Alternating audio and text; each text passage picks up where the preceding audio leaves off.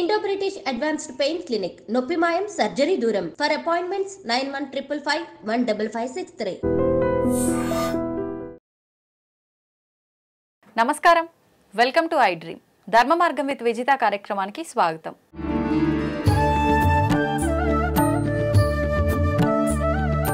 ప్రస్తుతం మనతో పాటు ఉన్నారు ప్రముఖ ఆధ్యాత్మికవేత్త, ప్రముఖ జ్యోతిష్య పండితులు సుభాష్ శర్మ గారు. ఇప్పుడు వారితో మాట్లాడిద్దాం. నమస్కారం గురుగారు. శ్రీమాత్రే గురుగారు, అమావాస్య ఈసారి వచ్చే ఈ అమావాస్యని మౌని అమావాస్య అంటారని చెప్పి విన్నాను. నిజంగా ఈ అమావాస్య ప్రత్యేకత ఏంటి? ఇప్పుడు కుంభమేళా జరుగుతోంది, ఆల్రెడీ మహాకుంభమేళా. ఆ రోజున ప్రత్యేకించి అక్కడ కూడా చాలా రకాల విధి విధానాలు జరుగుతాయని, పెద్ద పెద్ద ఋషులు అలాంటి వాళ్ళు కూడా కొన్ని వేల సంవత్సరాలు ఉన్న వాళ్ళు అక్కడికి వచ్చి స్నానం ఆచరిస్తారని విన్నాను. అంటే ఇది చాలా పవిత్రమైన అమావాస్య అని చెప్పి అర్థమవుతోంది ఇదంతా వింటుంటే. చాలా విశేషమైనటువంటి. మరి సామాన్యులంతా ఈ రోజుని ఏ రకంగా ఉపయోగించుకోవచ్చు అంటారు? ఇక్కడ ఈ అమావాస్యకి ఎందుకు ఇంత ప్రాధాన్యత అంటే గనక, పుష్యమాసంలో వచ్చేటటువంటి అమావాస్య మౌని అమావాస్య, చొల్లంగి అమావాస్య, రెండు రకాలైనటువంటి అమావాస్యల పేర్లతో పిలుచుకుంటాం. ఇక్కడ మౌని అంటే సంస్కృతంలో అర్థం ఏంటి అంటే నిశ్శబ్దము అని అర్థము. అంటే ఆ రోజున మౌన వ్రతాన్ని పాటించడం ఒక పద్ధతి. అంటే జీవిత కాలంలో మనం ఒక్కరోజు మౌనం పాటిస్తే మన జీవితంలో ఒక రోజు ఆయుష్ పెరుగుతుంది అని శాస్త్ర ప్రతీక. అందుకే పూర్వకాల ఋషులు సంవత్సరాల పాటు ఎవరితో మాట్లాడకుండా దీక్షలో ఉండేటటువంటి వారు, ధ్యానంలో ఉండేటటువంటి వారు, తపస్సుతో ఉండేటటువంటి వారు. అందుకే వాళ్ళ యొక్క ఆయు ప్రమాణం చాలా ఎక్కువ శాతంగా ఉండేటటువంటిది. అంటే మనం ఎంత తక్కువ మాట్లాడితే మన ఆయు ప్రమాణం అంత పెరుగుతుంది. దీని సైంటిఫిక్ రీజన్స్ ఉన్నాయి, శాస్త్ర ప్రామాణికం కూడా ఉంది.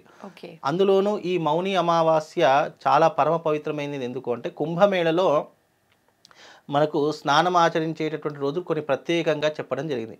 భోగి రోజున ప్రారంభమైంది. ఆ రోజు పౌష్య స్నానం అని చెప్పి చేస్తూ ఉంటారు. అలాగే మకర సంక్రాంతి రోజు స్నానము సంక్రమణ స్నానం అని చెప్పి చేస్తూ ఉంటారు. ఆ తర్వాత ఈ మౌని అమావాస్య 29వ తారీఖు రోజున వచ్చేటటువంటి అమావాస్య మౌని అమావాస్య, దీని అమావాస్య స్నానము అని చెప్పి చేస్తుంటారు. తర్వాత వచ్చేటటువంటిది వసంత అంటే మాఘ స్నానము, అంటే వసంత పంచమి రోజున చేసేటటువంటి మాఘ స్నానం అని చెప్పి చేస్తూ ఉంటారు. ఆ మాఘ స్నానం అయిపోయిన తర్వాత శివరాత్రి రోజున చేసేటటువంటి స్నానము మహాస్నానం అని చెప్పి చేస్తుంటారు. శివరాత్రి రోజున చేసే స్నానము. ఇలా ఒక్కొక్క రోజుకు ఒక ప్రత్యేకమైనటువంటి రోజు ఉంటుంది. ఇప్పుడు ఈ మౌని అమావాస్య రోజున చాలా మంది, మీకు తెలుసో తెలియదో కానీ మీరు చూసుంటారో లేదో, దాదాపు 3 లక్షల మంది సన్యాసిగా మారిపోయినటువంటి దాఖలాలు ఉన్నాయి. అది చాలా వెబ్సైట్లో వచ్చింది, చాలా ఈ ఇంటర్నేషనల్ పత్రికా మీడియాలో కూడా వచ్చేసింది. అంటే ఎందుకు అని అంటే గనక, ఈ యొక్క 12 సంవత్సరాల తర్వాత వచ్చే ఈ మహాకుంభమేళ 144 సంవత్సరాల తర్వాత వచ్చినటువంటి అద్భుతమైనటువంటి కుంభమేళ. కుంభం అంటే పూర్ణంగా ఉన్నటువంటిది, మేళ అంటే అందరూ ఒక చోట కలిసి ఉండేటటువంటి దాన్ని మేళ అంటారు. అంటే అందరూ కలిసికట్టుగా ఉన్నటువంటి ఒక ప్రదేశంలో చేసుకునేటటువంటి స్నానములే కుంభ స్నానము అని అంటూ ఉంటారు. ఈ యొక్క కుంభమేళకి ఇంత ప్రాధాన్యత ఎందుకు వచ్చింది అంటే గనక, ఇది ప్రయాగరాజులోనే వచ్చింది. అంటే 12 సంవత్సరాలకు ఒకసారి వచ్చేటటువంటిది ఎలా ఉంటుందంటే, ఇప్పుడు ప్రయాగరాజుకు వచ్చింది, తర్వాత వచ్చేటటువంటిది హరిద్వార్కు, తర్వాత నాసిక్, తర్వాత ఉజ్జయిని, ఇలా ఒకదాని తర్వాత ఒకటి రావడం జరుగుతూ ఉంటుంది. ఈ ప్రయాగరాజులో మళ్ళీ 144 సంవత్సరాల తర్వాత మళ్ళీ ప్రయాగరాజుకు వస్తుంది. అంటే ఇప్పుడు ఇది 144 సంవత్సరాల తర్వాత వచ్చేటటువంటి మహాకుంభమేళ. కుంభమేళ ఉంటుంది, అర్ధ కుంభమేళ ఉంటుంది, మహాకుంభమేళ ఉంటుంది. 144 సంవత్సరాల తర్వాత వచ్చినటువంటి మహాకుంభమేళ ఎందుకు ఇంత ప్రాధాన్యత అంటే, ఇది చాలా సున్నితమైనటువంటి మత విశ్వాసం మీద ఆధారపడి ఉన్నటువంటి అంశము. జనాల యొక్క విశ్వాసం ఏంటి అంటే గనక, మహాకుంభమేళ అనేటటువంటి దాంట్లో స్నానం ఆచరిస్తే ముక్తిని పొందుతాము, మళ్ళీ జన్మ అనేటటువంటిది ఉండదు, జన్మ రాహిత్యాన్ని పొందుతాము. అలాగే ఈ మహాకుంభమేళలో ఏదైతే స్నానం ఆచరిస్తామో చాలామంది పాపాలు తొలగించుకోవడానికి, పుణ్యాన్ని సంపాదించుకోవడానికి, శివుడి యొక్క అనుగ్రహాన్ని పొందడానికి, ఇలా ప్రతి ఒక్కరు తమ యొక్క నాలెడ్జ్తో వెళుతూ ఉంటారు. ఇక్కడ కేవలం రాష్ట్రం కాదు, దేశం కాదు, ప్రపంచ నలుమూలల నుంచి ఎంతోమంది స్వామీజీలు, తర్వాత వచ్చే సాధు సంతువులు, అఘోరీలు, నాగసాధువులు, ఇలా ఒకరు కాదు అందరి తరఫున ప్రతి ఒక్కరు కూడా రావడం జరుగుతుంది.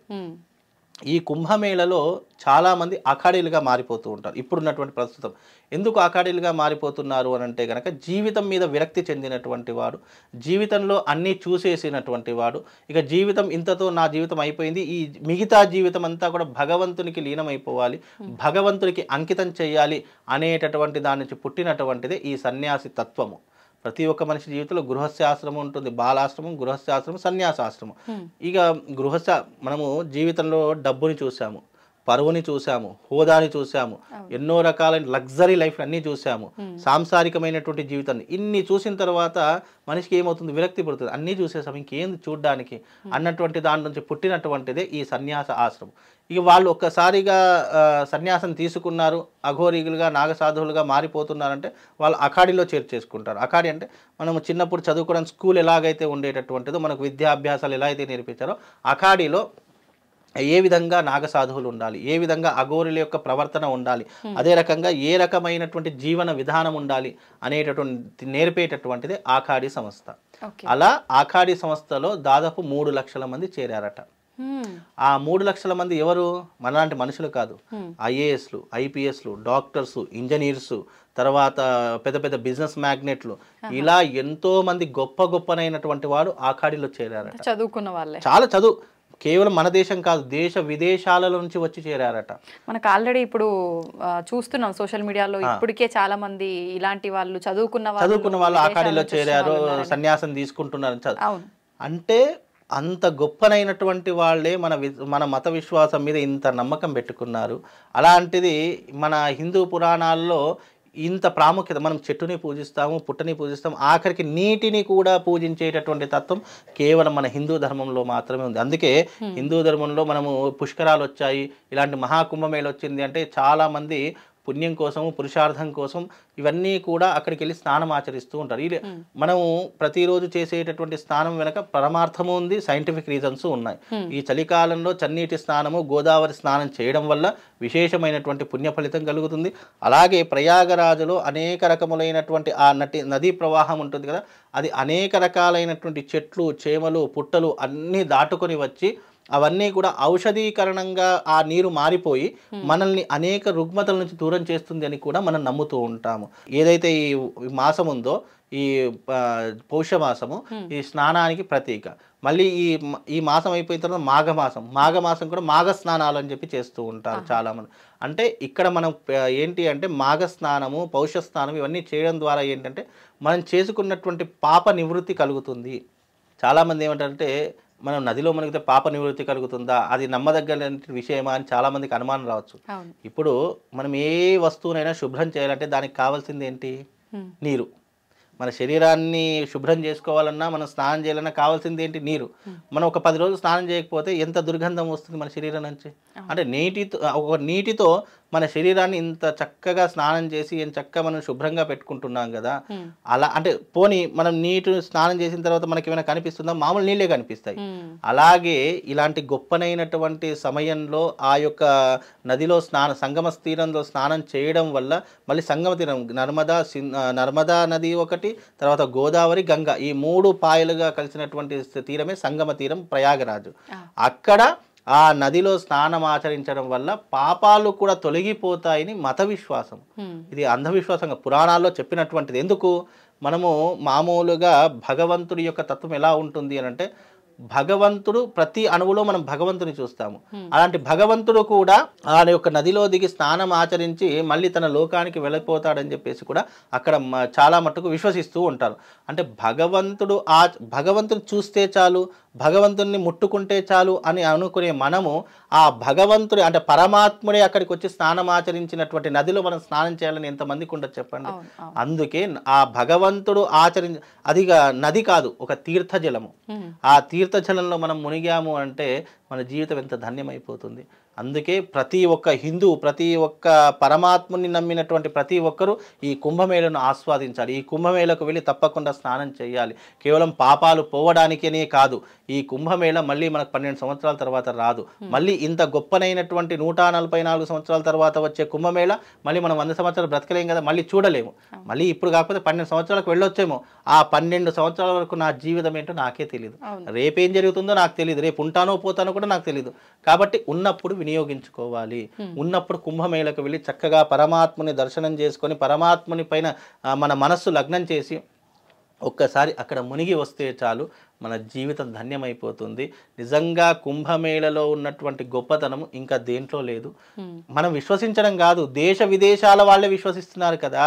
సైంటిఫిక్ రీజన్స్ లేకపోవడంతో వాళ్ళేమి పిచ్చోళ్ళలాగా వచ్చి ఆఖాడిలో కలవరు కదా, భగవంతుడు ఉన్నాడు అని చెప్పేసి నమ్మరు కదా, విశ్వసించరు కదా. అంతటి గొప్ప గొప్ప చదువుకున్నటువంటి సైంటిస్టులు డాక్టర్లే వచ్చి ఆఖాడి అంటే సన్యాసం తీసుకుంటాను, పరమాత్ముడు ఉన్నాడని నమ్ముతున్నాం. మనం నమ్మకుంటే ఇంకేమైనా బాగుంటుందా? మనం హిందువులం అనిపించుకుంటామా? అనిపించుకోం. అందుకే ఈ అమావాస్య రోజున అందరూ వెళ్ళి మౌని స్నానం అంటే స్నానం ఆచరించుకోండి. ఇంకోటి దీని అక్కడ వరకు వెళ్ళలేని వాళ్ళు నార్మల్ గా ఇంటి దగ్గర ఉన్న నదుల్లో వీటి దగ్గర అట్లా ఉండదు. మనం పుణ్యం పొందాలి అంటే తప్పకుండా వెళ్ళాలి. ఇప్పుడు మనకి ఏదైనా రోగం వచ్చింది, డాక్టర్ మన దగ్గరికి రాడు కదా, మనమే డాక్టర్ దగ్గరికి వెళ్ళాలి. మనకి ఏదైనా ప్రాబ్లం వచ్చింది, ప్రాబ్లం పోవాలంటే మనం ఆ ప్రాబ్లం సొల్యూషన్ వెతుక్కోవాలి కదా. చాలా మంది చెప్తుంటారేమో పోకపోతే ఇంటి దగ్గర ఏం చేసుకోవాలి, ఇంటి దగ్గర చేసుకోవడానికి ఏం లేదు, తప్పకుండా పోయేసే రావాలి. కాబట్టి వెళ్ళేసి అక్కడ స్నానం ఆచరించడం చాలా విశేషమైనటువంటి పుణ్య ఫలితాలు కలిగిస్తుంది. అలాగే దీన్ని చొల్లంగి అమావాస్య అని కూడా అంటారు. అంతర్వేది నరసింహస్వామి అని చెప్పేసి ఉంటుంది క్షేత్రం, మహాక్షేత్రం. అక్కడ 7 పాయలు 7 ముఖాలతో కూడినటువంటి ఒక నది ఉంటుంది. ఆ నదిలో కూడా స్నానం ఆచరించాలని శాస్త్ర ప్రతీక. ఆ ఊరి పేరు చొల్లంగి. ఇది తూర్పు గోదావరి జిల్లాలో ఉంటుంది. అక్కడ చాలా విశేషమైనటువంటిది. అక్కడికి వెళ్ళి స్నానం ఆచరించడం ద్వారా కూడా జన్మాల చేసినటువంటి పాపాలు దూరం అవుతాయని చెప్పేసి శాస్త్ర ప్రతీక. అలాగే మనకు మాఘ స్నానాలని ప్రారంభమవుతాయి కదా, అది ఈ అమావాస్య నుండే ప్రారంభమవుతాయి. అలాగే అమావాస్య స్నానం అంటాము, మాఘ స్నానం అంటాము, చొల్లంగి స్నానము అని అంటాము. అలాగే దీని మౌని అమావాస్య, మౌని స్నానం అని కూడా పిలుస్తుంటాం. ఆ రోజున ముఖ్యంగా చేయవలసింది మౌనవ్రతము, దాన ధర్మము, పిండ ప్రదానం అంటే పితృదేవులకు శ్రాద్ధ కర్మలు, పిండ ప్రదానములు, అర్ఘ్య ప్రదానములు. అలాగే ఆ రోజున తప్పకుండా చేయవలసింది శివారాధన. ఇవి చేసుకుంటే మనిషి జీవితంలో అత్యంతమైనటువంటి పుణ్య ఫలితాలను పొందుతారు. ధన్యవాదాలు గురుగారు.